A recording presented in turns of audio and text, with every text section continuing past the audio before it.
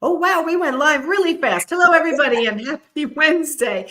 That was so fast, Teresa. I blinked and we were live. Yeah, So how are you, Teresa? I am great. How are you doing? I love the red on you. Oh, thank you. I used to wear so much red, and I don't know why I stopped. I think it just wasn't available, maybe. I don't know. Yeah, I know. I got to get back to brighter colors too. I tend to go very dark all the time. Yes. But Yeah. all right, so we are streaming on many platforms. So we're here to help people with understanding interior designers specifically, developing a strong interior design portfolio. And I know newer designers, even experienced designers, if they haven't gotten great portfolio pictures from a photographer and great pixels, the great quality, they get completely locked up. I have nothing to put to show people. So give us some advice, Teresa. All right. So if you don't have great photography, if you don't have projects that really highlight and showcase what you want to attract, then don't have a portfolio right now. It's okay to not put a design portfolio out there when you're getting started because you're getting started, you don't have anything to say. And an absence of one is a lot less visible to the people visiting your website than having a poorly done portfolio. So That is the first time I've ever heard that advice. So I think that's very unique and interesting.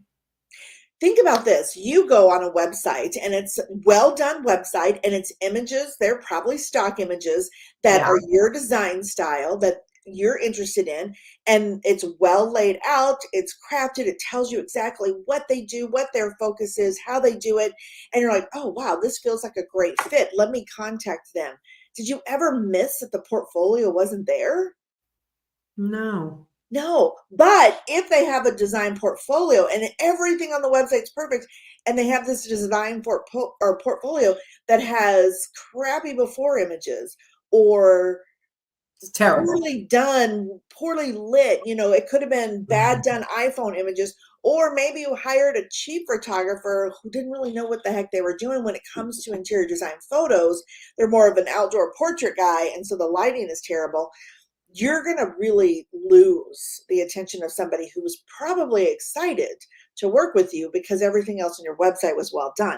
So I'm going to say skip the portfolio until you have a stellar one that is a wow factor, that is exactly what you want to attract. That's my advice to my clients. In the meantime, grab stock images. If you have to pay for them, that's okay, but get stock images that represent the work that you want to attract. If you're wanting to attract Yes. kitchens, then get some really amazing kitchen photos that capture, Represent your style. that represent your style and represent the work you want to do. And it's not lying to put stock images on a website because you're representing your style. And that's a key distinguished thing that people need to understand. Okay, so let me explain stock photos to everybody for those who don't really understand. There are stock photos there are photos you will find on the internet that you cannot use because they are not, what is it called? Like they're copyright protected. They're You can't. copyright protected. You can't just Google search beautiful kitchens and take those images. No, because you may be taking an image of a designer who's used that for their own portfolio. So when you're talking about, and we give this in our Yes. membership site, our essentials, we do give a list of free stock photo Oh, sites and paid stock photo sites, because if you're paying for it, a lot less people are probably have used it in the world, exactly. right? And it's representing your style. It's okay. You don't have to give anyone else credit if you've paid for a stock photo, and they don't cost too much. No, there are some sites that cost a stupid amount, but there's a lot of really great sites where they're a couple bucks, Mhm. $3 to $5 an image, depending on, your package plan and things like that you purchase. That's a reasonable cost, especially when it's representing what you want to attract and what you want, the work that you want to do and the design style that you have. So that is my first advice when it comes to a design portfolio is wait until you have stellar images and projects, and you want projects that again represent what you want to attract. If creating a new playroom for the neighbor down the street was a fun project but not something you want to ever do again, don't put that on your website. You Yes. only want to put the portfolios out there of what you want to do more of. So again, using that kitchen as an example, if you really want to focus on kitchens, then you want to focus your design portfolio on getting on the kitchen projects that you've worked on. Yes. Okay. Okay. Now, So if you don't have a good portfolio yet, you don't have to put portfolio pictures on. But if yep, you need a couple of images for your website, background images, hero image, things like that, excuse me, you can go to the stock photo sites, pay a couple of bucks and get a stock photo that represents the style you're looking to attract. absolutely. Okay. What else? Absolutely. And I want to say one thing, because to me, this was just common sense, but I'm a web designer, so I was a little bit overthinking things. Do not use stock images on your portfolio page. Do not ever. Don't have a portfolio page if you don't have your own Exactly. images. Never use them. I actually did a website audit for someone who had stock images. Their whole portfolio page was their design style, things that they would love to do, but every image was a stock image. And a portfolio page is saying, this is my work. Stock images are not your work. So never use them on your portfolio page. Use them in the other places of the website. Just to pretty up your website in different Yep. spots, you can use stock photos, but if you have a portfolio page, it better be yours. Yes. Okay, I agree. Yep. Okay, so let's talk about the actual creating the portfolio, because we've been talking about what not to do and why not to have one. But let's talk about the actual creating a really good, strong portfolio. So the first thing is you want to focus on the transformation, and that means showing the best of the best pictures from that project, not before images. I hate that too. Before images. And here's the thing is people say, well, people will see the transformation better if I show the before image, but they really won't. They're not seeing that project portfolio with your eyes. They're seeing a little box of an image and they're questioning, is that what they did or is that what is done? And they're stuck on it, especially if it's a portfolio image where the space was a hot mess. They're so focused on that hot mess and the stress it would create in their life that they're not paying attention to those after photos at all. Yeah, it's true. Because oh my God, they must have had to move the plumbing and look, they had to do new this and that. Yeah. Right. They're stuck on before, even though they're glancing through the after pictures and they're not seeing the transformation. So you only want to show the actual transformation. And this is the best of your images. Okay. So Agreed. keep those before pictures off. Show us the best. And then emphasize the expertise that you have. You really want to show your originality, your talent, your ability to turn new ideas into a reality. And by doing that, by showcasing it. So zoom into the details that are really powerful. If you have a gorgeous backsplash, something that was handcrafted or something, or if the tiling was done in a unique pattern or something like that, like really zoom in and talk about those kind of things. And the challenges that you had as well. Like, did you have a unique challenge that you solved with some brilliant, genius way that nobody thought of, or that the clients were like, oh my God, I never thought of that? Right. You don't have to show the before picture to say the challenge of this kitchen when as it was originally designed was blah, blah, blah. And this is how we resolved it. Right. Give a story that you don't necessarily have to show the before. Yeah. And say, imagine this, kitchen with these details or whatever the case is. Tell that story and really showcase those kind of things. Okay. Now, the other thing too that I would talk about is with your portfolio, you are creating a lot of times a first impression. So you want it to be strong. You want it to be something that stands out from the rest of the world, something that's really going to capture attention and grab it. So doing those standard images like you see on everybody else's site, it's not going to necessarily get the clients that you want. And it's interesting. I had a conversation last week with somebody who said, well, yeah, but the big designers aren't doing that. They're not doing this approach. They're pretty standard, boring portfolios.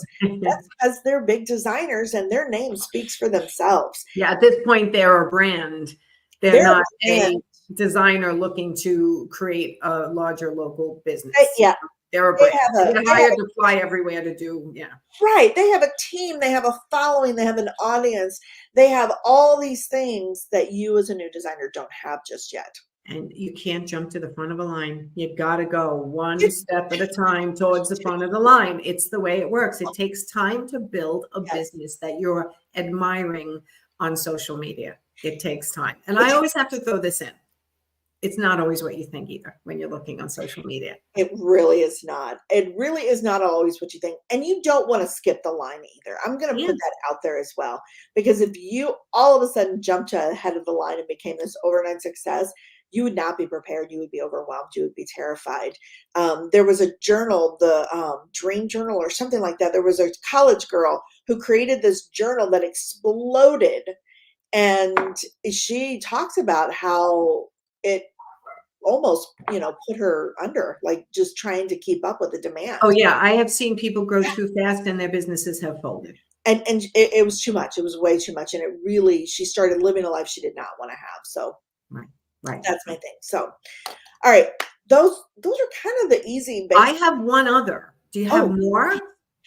You know what? I have a lot more coming over the next couple of months. I have a more detailed blog. I have course, and I even have a roadmap that we've launched this past week where you can go in to help you write a project overview.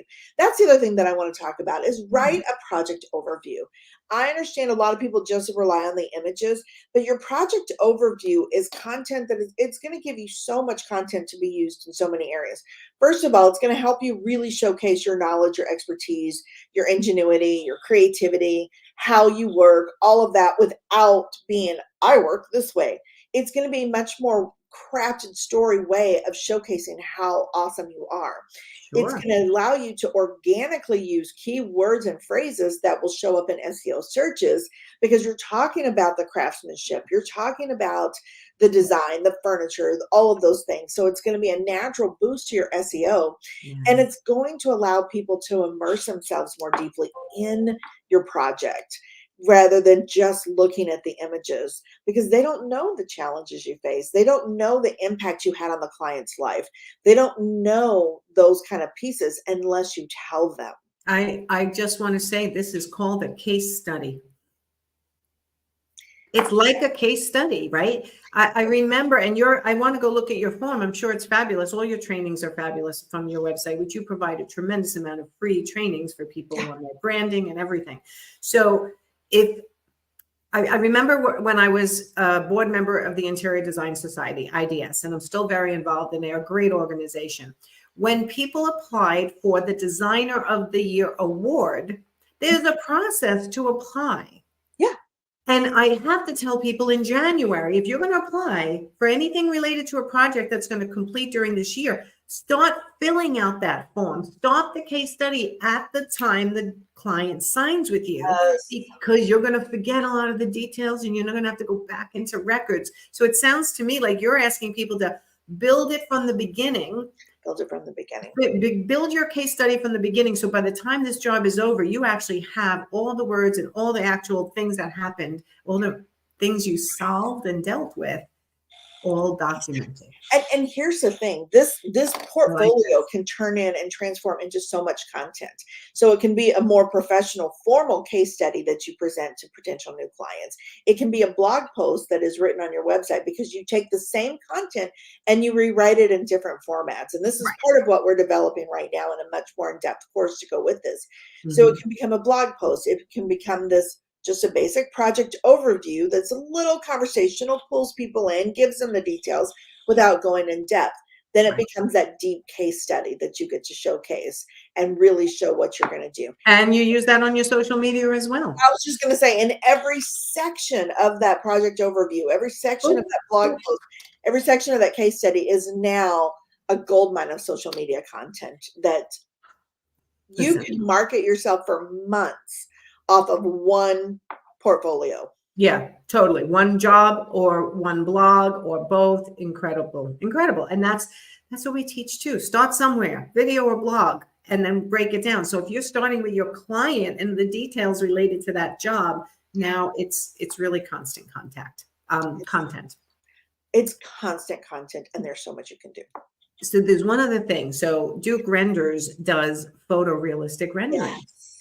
So why not? And it's a little pricey, but I'll tell you, it's worth it if it's going to be bringing you clients. So if it's not a portfolio that you've done yourself, maybe, again, like Teresa's recommending, don't make it on a portfolio page, but you can say my creations and note that it's a render. Like, what would you suggest if they're using renderers? They could use it throughout the website, but not on a portfolio page.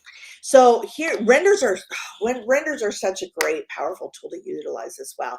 So you could create those renders and have those renders on your website as inspiration, design inspiration, talk about why you piece the things together.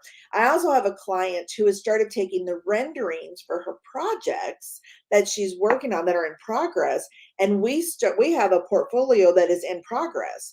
And so we have this portfolio that starts off with like, here's the design scope, here's what we're working towards, here's our renderings, come back later for more details. And then we build out the portfolio as the project is progressing rather than doing that. So now once it goes into a final thing, it'll be a final portfolio, and the progress part will probably be converted into a blog post or something like that.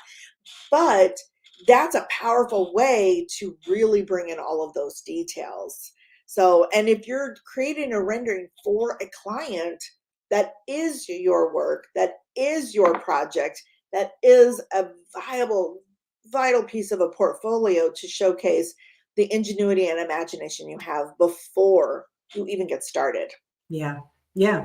Oh my God. So many good ideas here. Guys, if you are watching live and you came in midstream, you got to go back and watch from the beginning, because Teresa just gave an incredible amount of ideas to build your portfolio on your websites, for your social media, for your assets, right? These are assets for your company that you can use in multiple different ways. So go back and watch from the beginning. Anything else, Teresa? Did we catch everything?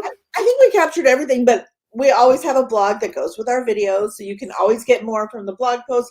And at the bottom of the blog post this month, we have a free project overview roadmap that you can go sign up for, get instant access, and it walks you through creating that project overview. And it doesn't have to be huge. It doesn't have to be pages and pages, but provide that written content, that written copy with your portfolio as well. It's a powerful piece that's going to help you get discovered beyond what you can imagine. I love it. Okay, everyone, go over to caffeinecreative.io and check out Teresa's tremendous library of free trainings. Yes. And of course, if you need help with your website, blogging, and starting a little marketing, talk to Teresa. She knows what she's doing. Yeah. All right. All right, everyone. We will see you next month for our website wisdom. And I won't ask Teresa what the next one's about, because I want you all to stay tuned, and we will talk to you soon. Bye, Teresa. See you soon. Bye, everyone.